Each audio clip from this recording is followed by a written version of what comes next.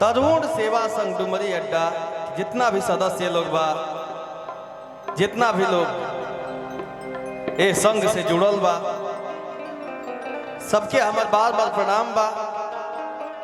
आग्रह बा कि ऐसा मंच पे हमनी के हमेशा बुलावल जा।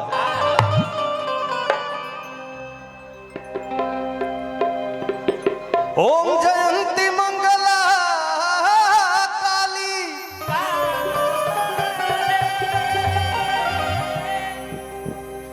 भद्र काली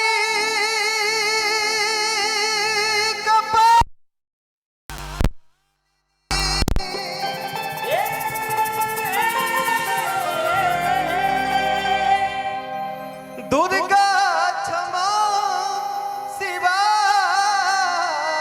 धात्री,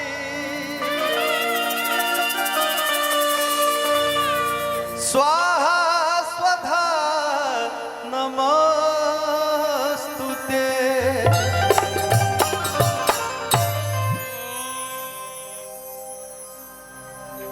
वक्रतुंड महाकाय, सूर्यकोटि समप्रभा, निर्विघ्नं कुरु मे देवा,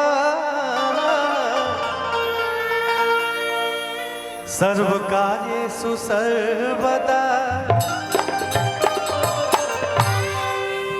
कहे के बाद ओ हमारी से बाबा कबो कबो चाय चाय करता, तनी एकरा के कंट्रोल रखी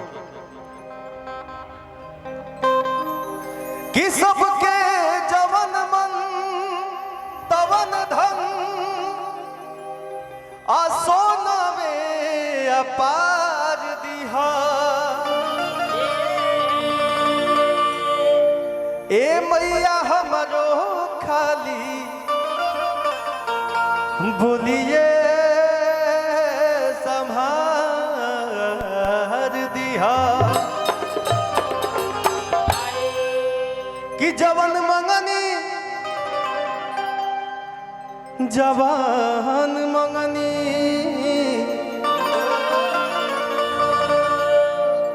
जवन मंगनी तवन दिहलो मोरी मैया भवानी। गवातानी महिमा तोहार, सुरवे संभार दिहा।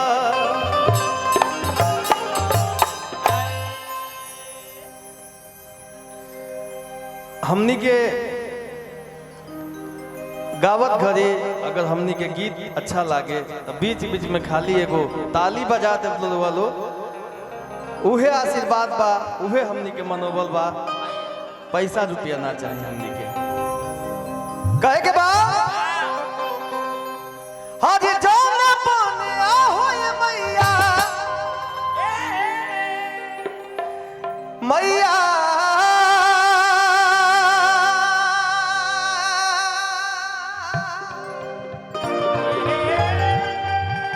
हज जाने बने आहो ये मैया, सिकियो न डोले रे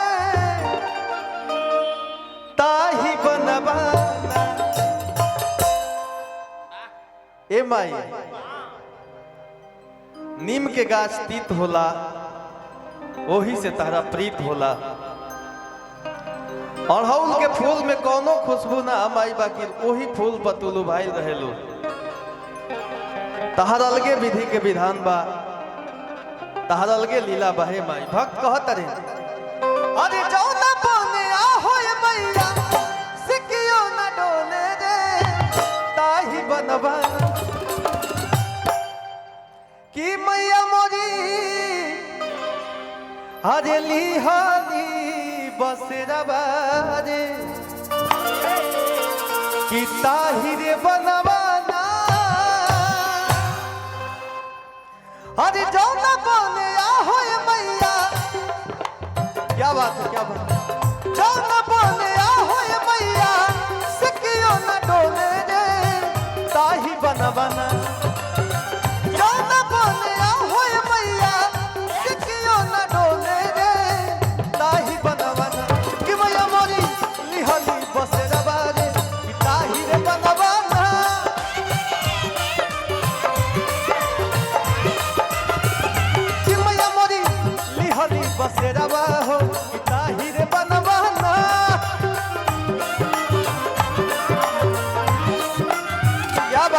बात है।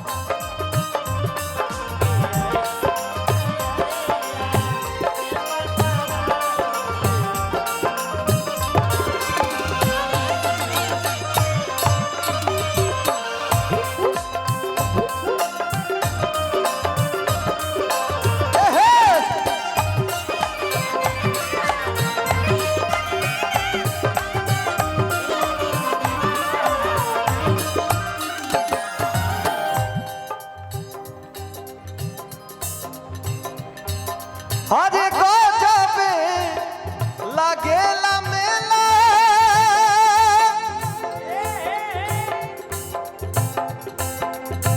सुकवा सोमार के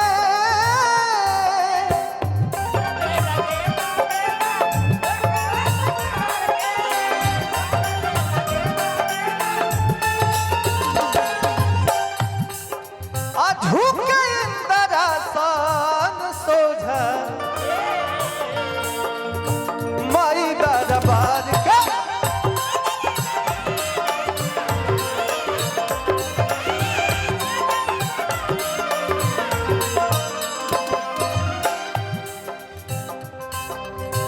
गजबे लगेला मेला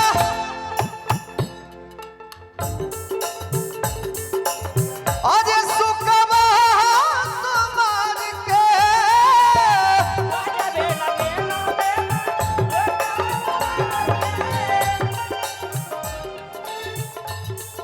माई के दरबार में कवि के कल्पना बा कि गजबे लगेला मेला सुकवा सोमार के झुके इंद्रासन सोझा माई दरबार के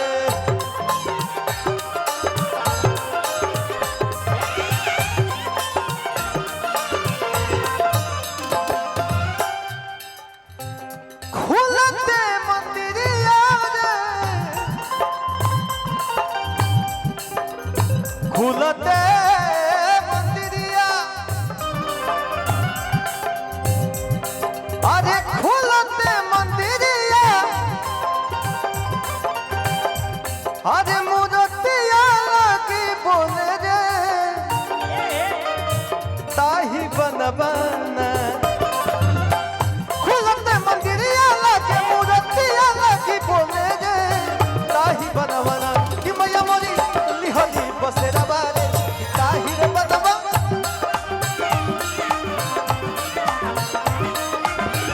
कि मैया मोरी लिहली बसेरा बारे ताही रे बनवाना